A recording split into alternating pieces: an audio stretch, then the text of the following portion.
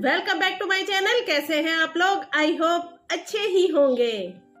दोस्तों, जैसा कि आप लोग जानते हैं कि ये चतुर्मास का सबसे पवित्र महीना कार्तिक मास चल रहा है। तो जिन्होंने ये मास संपूर्ण नहीं किया है, यानी कि जिन्होंने अभी तक पूरा मास गुजर जाने के बाद भी स्नान और दीपदान नहीं किया है, तो ये वीडियो उन लोगों के लिए है। अगर कार्तिक मास के अंतिम 5 दिन आप उन नियमों का पालन करें जो कि पूरे कार्तिक मास में पालन करने चाहिए, तो जो फल पूरे कार्तिक मास में स्नान करने से आपको मिलता, वही फल आपको कार्तिक मास के अंतिम 5 दिनों में इन नियमों का पालन करने से मिलेगा। ये मैं नहीं कह रही हूँ, ये पितामह भीष्म ने अपने अंतिम 5 दिनों में धर्मराज युधिष्ठिर को बताए थे। पूरे महीने जिनसे ये नियमों का पालन ना हो पाया हो, उनसे अंतिम 5 दिन, कम से कम आखिरी के 5 दिन इन नियमों का पालन जरूर करना चाहिए। क्योंकि इसी माह में दिवाली आती है, तो बहुत सारे व्यक्ति बिजी इतने रहते हैं कि उनको समय नहीं मिल पाता है कि वो टाइम पे दीपदान कर सके या इन नियमों का पालन कर सके।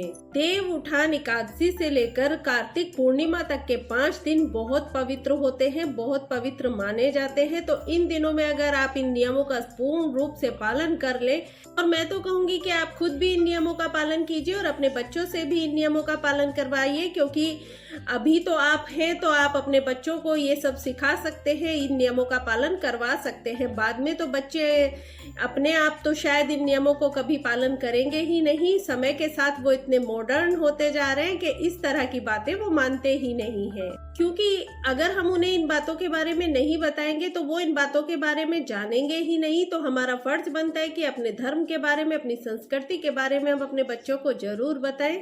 लेकिन उससे पहले मैं यही कहना चाहूंगी, अगर आपने वीडियो को लाइक नहीं किया है तो लाइक जरूर कर दीजिए, और अगर आप चैनल पर नए हैं तो इसे सब्सक्राइब भी कर लीजिए, ताकि मेरी आगे आने वाली वीडियो के नोटिफिकेशन आपको तुरंत मिल सके। और अगर आपको लगे कि वीडियो यूजफुल है तो इसे शेयर भी जरूर कीजिएगा। तो सबसे पहला जो नियम है वो ये कि हमें सुबह ब्रह्म मुहूर्त में स्नान करना चाहिए, यानी कि 4 से 5 बजे तक हमें सुबह स्नान कर लेना चाहिए। 5 बजे तो मैं कह ही रही हूँ क्योंकि ठंड का समय है, तो लेकिन वैसे टाइम जो होता है वो 4 बजे का होता है। 4 बजे तक आपको अपना सुबह का स्नान कर लेना चाहिए। अगर आप किसी ऐसी जगह रहते हैं जहाँ पर कि कोई पवित्र नदी है आपके पास, तो आप नदी स्नान करें तो वो बहुत अच्छा है। लेकिन अगर आप ऐसी जगह नहीं रहते हैं तो आप घर में भी स्नान करें, और जहाँ तक हो सके आप गंगा जल जो है अपने नहाने के पानी में थोड़ा सा मिला लीजिए और फिर उस पानी से स्नान कीजिए। दूसरा नियम है वो है व्रत का, यानी कि ये 5 दिन जो कि देव उठान एकादशी से प्रारंभ होंगे, यानी कि 23 नवंबर से प्रारंभ होंगे, इन 5 दिन में आपको व्रत जरूर रखना चाहिए। ऐसे तो पूरे कार्तिक मास में ही व्रत का विधान है कि आपको अन्न और नमक का इस्तेमाल नहीं करना है, इनका सेवन नहीं करना है। लेकिन ऐसा है कि कई बार हमारी शारीरिक क्षमता इतनी नहीं होती है कि हम अन्न के बिना हम रह सके, या फिर हमें कोई ऐसा कष्ट होता है, तो आप एक समय का भोजन कर सकते हैं। आप इस व्रत में फलाहार कर सकते हैं और ड्राई फ्रूट्स यानी कि सूखे मेवों का सेवन कर सकते हैं। और अगर ऐसा भी संभव नहीं है कि आप एक समय का भोजन करके 5 दिन का व्रत कर सकें, तो आप कम से कम दोनों समय का जो भोजन करते हैं वो एक सात्विक भोजन करें, तामसिक भोजन बिल्कुल ना करें, लहसुन प्याज का सेवन बिल्कुल ना करें। और आप सिर्फ कार्तिक पूर्णिमा का भी व्रत करेंगे तो भी अच्छा है। तीसरा नियम ये है कि अगर आप 5 दिन तक अपना भोजन करने से पहले एक ब्राह्मण को भोजन करवाते हैं तो ये बहुत ही शुभ होता है। लेकिन अगर ऐसा संभव नहीं है कि आप रोजाना एक ब्राह्मण को भोज करा सके, तो आप कार्तिक पूर्णिमा के दिन 5 ब्राह्मण को भी भोजन कराएंगे तो भी आपको पुण्य मिलेगा। साथ ही आपको नित्य प्रति गाय को हरा चारा भी खिलाना चाहिए। गौ माता को आप पालक भी दे सकते हैं। अब तो सर्दी का समय है तो पालक खिलाना उन्हें बहुत ही अच्छा रहता है। और इसके साथ ही आप पक्षियों को भी दाना खिलाइए, कबूतर को बाजरा खिलाइए, चिड़ियाओं को आप गेहूं डालिए, कांगनी डालिए। एक महत्वपूर्ण नियम ये है कि आपको इन 5 दिन में ब्रह्मचर्य का पालन करना है, क्योंकि इन 5 दिनों में पितामह भीष्म ने धर्मराज युधिष्ठिर को उपदेश दिया था और ये उपदेश 5 दिन तक चला था।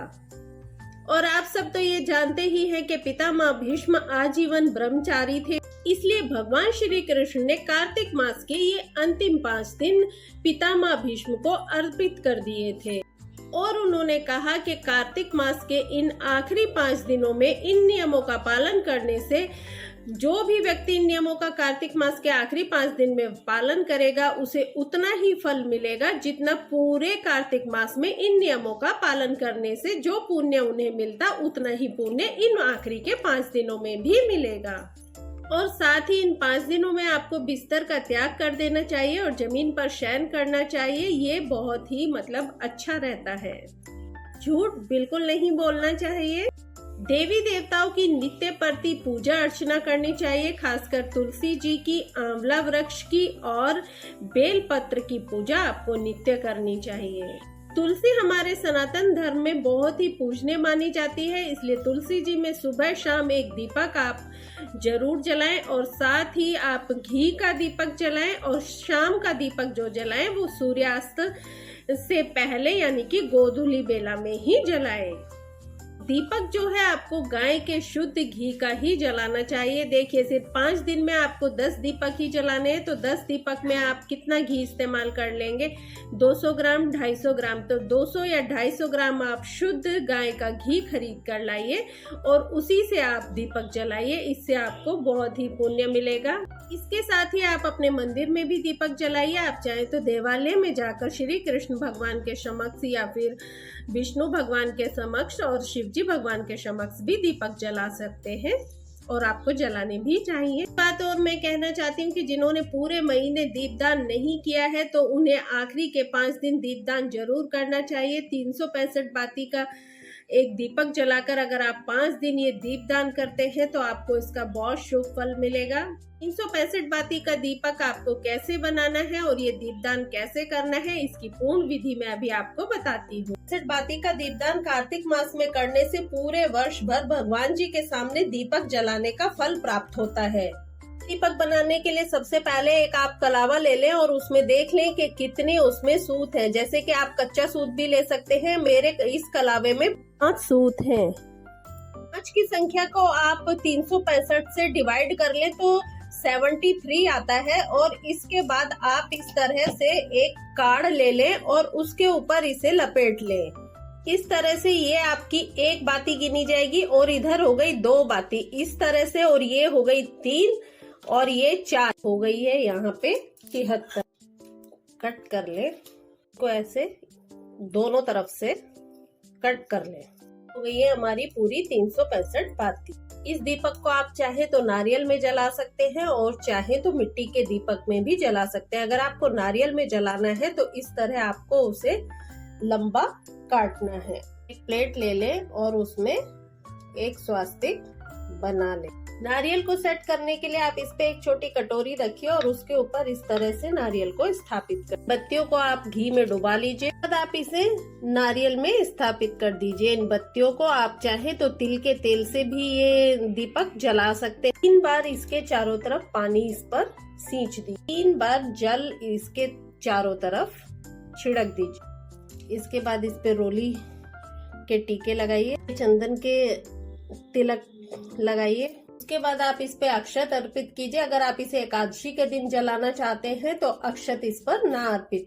को आप कहीं भी अर्पित कर सकते हैं। आंवला के नीचे भी इसे अर्पित कर सकते हैं और चाहे तो तुलसी के पास अर्पित कर सकते हैं और चाहे तो अपने मंदिर में भी आप इसे जला सकते हैं और चाहे तो देवालय में जाकर इसे जला सकते हैं। इस दीपदान को आप एकादशी से लेकर पूर्णिमा तक कभी भी कर सकते हैं। चाहे तो 5 दिन कर दें और चाहे तो पूर्णिमा के दिन कर दें और एकादशी के दिन करेंगे तो भी ये बहुत ही शुभ रहेगा। जहाँ भी आपको ये दीपक जलाना है आप पहले इसके नीचे अक्षत का आसन दे सकते हैं और अगर एकादशी है तो तिल का भी आसन दे सकते हैं, लेकिन आसन दिए बिना आप दीपक बिल्कुल न जलाएं। अगर आप दीपक आसानी से प्रज्वलित नहीं कर पा रहे हो तो आप इसके ऊपर एक कपूर रख लीजिए और फिर इसे प्रज्वलित कीजिए।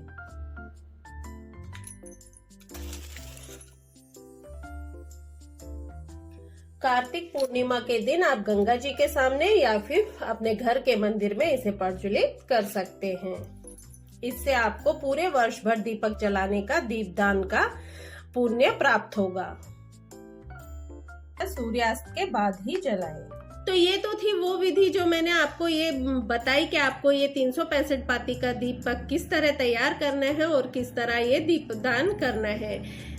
इसके अलावा अगर आप 365 बाती का दीपक नहीं तैयार कर सकते हैं, ये दीपदान नहीं कर सकते हैं, तो आप नॉर्मल दीपक भी इन 5 दिन में जलाएं। आपके पास कोई पवित्र नदी है तो आप वहां जाकर दीपदान करें। आप 5, 11, 21, 31, 51 जितने चाहे उतने दीपक जला सकते हैं। और नदी के अलावा आप ये दीपदान तुलसी जी के सामने, आंवला वृक्ष के सामने और बेल के वृक्ष के सामने भी ये दीपदान कर सकते हैं।